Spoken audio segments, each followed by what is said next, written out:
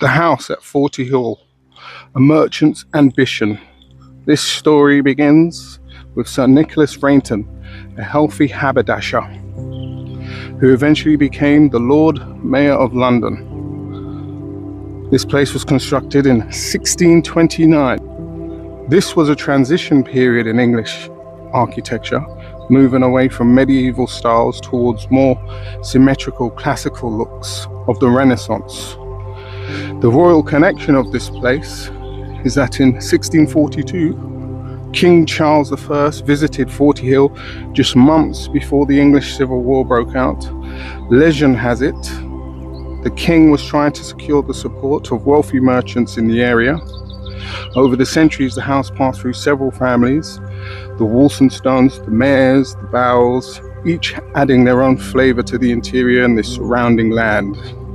The gardens at 40 Hall are a masterclass in how British landscapes, tastes changed over 400 years.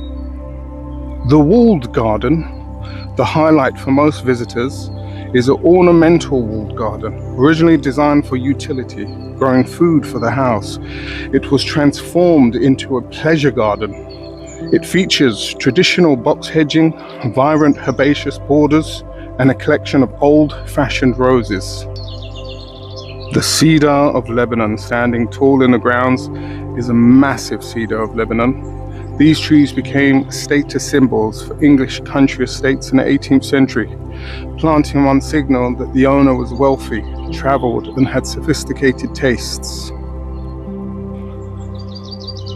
The Bowles family, who owned the estate in the 19th and earlier 20th centuries, were passionate about botany. Edward Augustus Bowes, a legendary horticulturalist from a nearby Middleton house, often visited and influenced the planting styles here, favouring rare bulbs and unusual perennials. Then we have the lost Palace of Elsyng.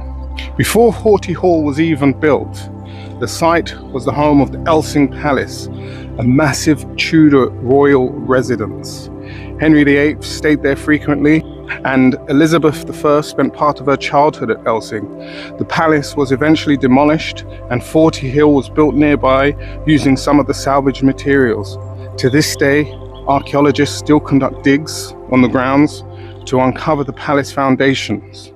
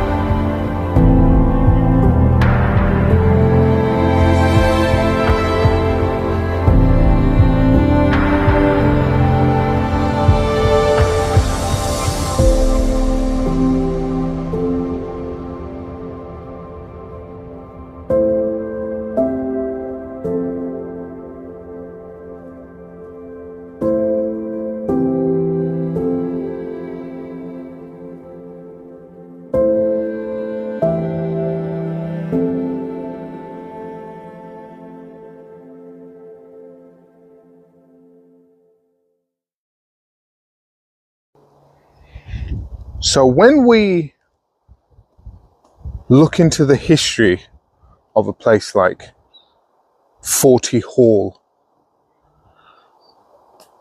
first Elsyng Palace, where Queen Elizabeth I would spend much of her time as a child, it does tell a story, the history of this area.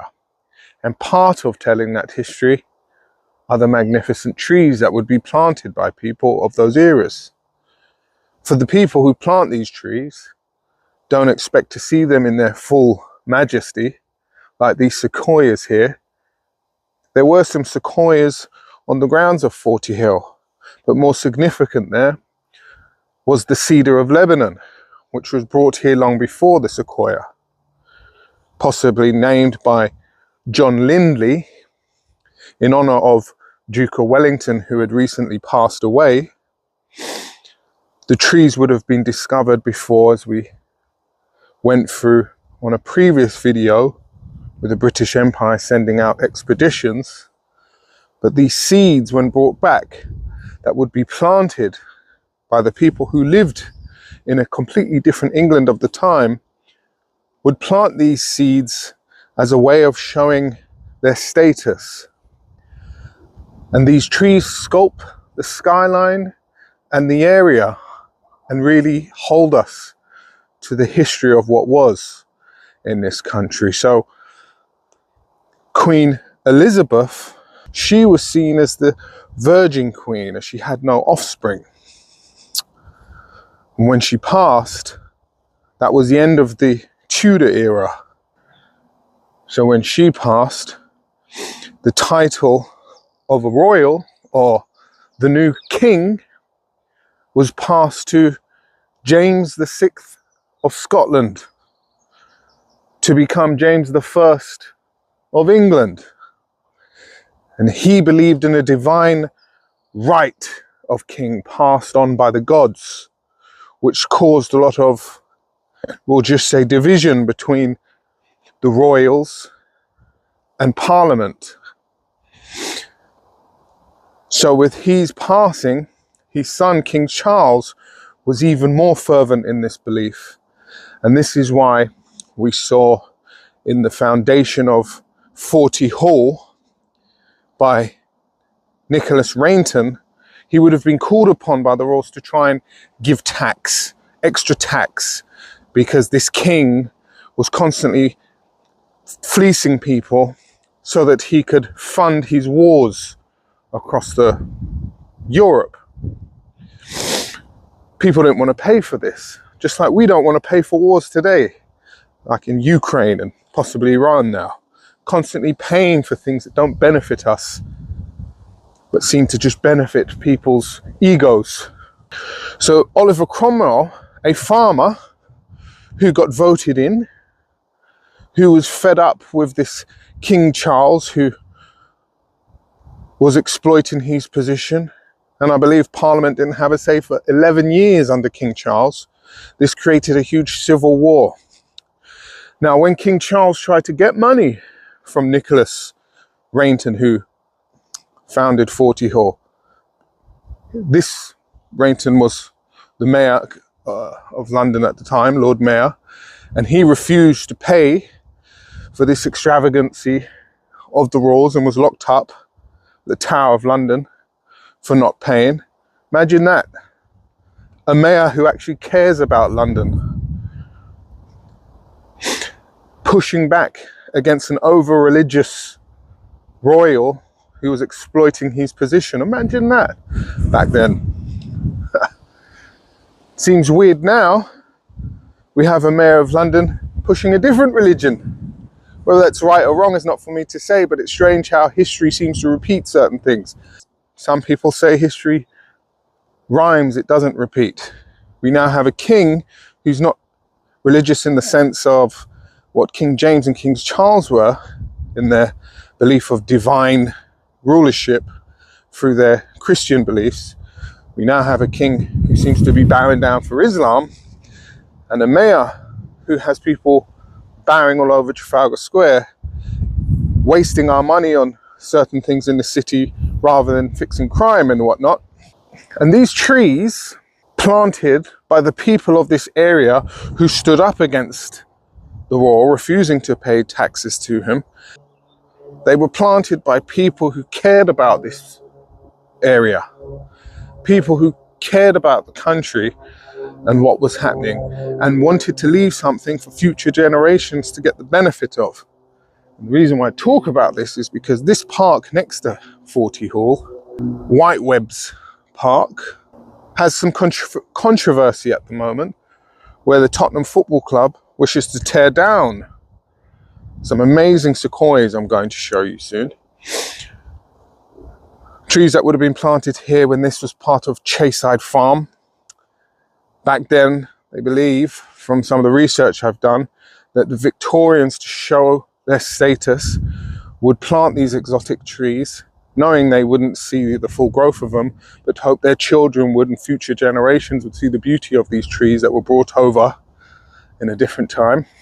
So these trees were planted because of the pride that people had in this land and being able to cultivate and bring over such majestic trees from all over the world, now being torn down or potentially torn down because a football club wants to build a female training ground in their place. Here are the giant redwood sequoias.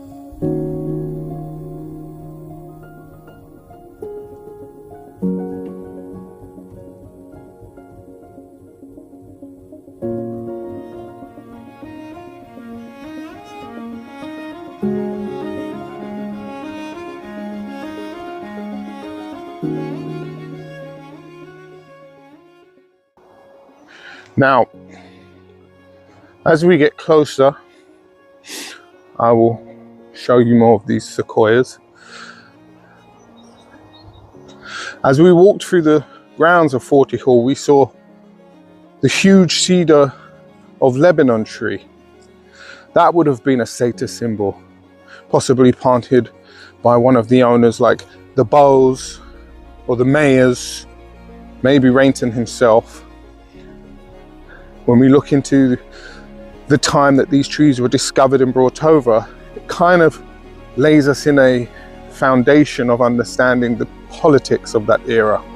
So to understand what Forty Hall was going through in the Civil War, where Rainton was locked up by a king because he didn't want to pay taxes to that king, he rather paid taxes to people like Oliver Cromwell, the Roundheads, rather than the Cavaliers. This shows a division that was happening within the country. Kings wanting to take taxes to fight against Parliament, Parliament wanting to get taxes to fight against the royals, and people stuck in the middle. There would have been raids through here between one side fighting the other, and these trees would have grown up through all of it. When you're walking through different parks with these different tropical trees from all over the world, it does declare a certain status of the people throughout history that crafted these areas, sculpted these areas, give you an understanding of the type of people they were and what was happening in the time, what was happening in the world. So to chop down trees like this and replace it with a female football training ground, what does that say to future residents of this area, where we have such long-lasting historical artifacts like these magnificent sequoias, replaced by something commercial, like a female training ground, which I will say, in my opinion, don't care about football, even the male one that makes lots of money, let alone the female one, which seems more of a political feminist stance, just pushing female football for the sake of it, because it makes people feel good. But maybe it is a good idea to replace these trees, to remove, just stop because of the wind, to remove the history of our warring country, our civil war country, figures of status that these trees suggest of the people that were here once before, and supplant them with a political statement of a female football training ground. To kill these trees, chasing something that seems to hold no value at all, especially a part of the sport that no one really watches. So here we have the Sequoia tree, the giant redwood Sequoia, nicknamed Wellingtonia, named after Duke of Wellington because he died. The bark is super thick. It doesn't have resin in it like a lot of other trees, so it's not that flammable. It's not flammable. This tree's success through its life, which is probably here, not these individual trees, but the tree in general has existed since the time of dinosaurs. There's certain trees in America that are over 3,000 years old. They would have been around with all the natives, and they would have been on the planet when the Romans were around, when Jesus himself was around. So that thick wood there is fire resistant, which would give this tree an advantage over trees that aren't fire resistant. Because it grows so high, flames that would be lower down in forests wouldn't reach the top of these trees, so they would outlast the trees that died below. And as the fires would clear out the ground, the female cones would fall, and they would fall on fresh ground, newly burnt.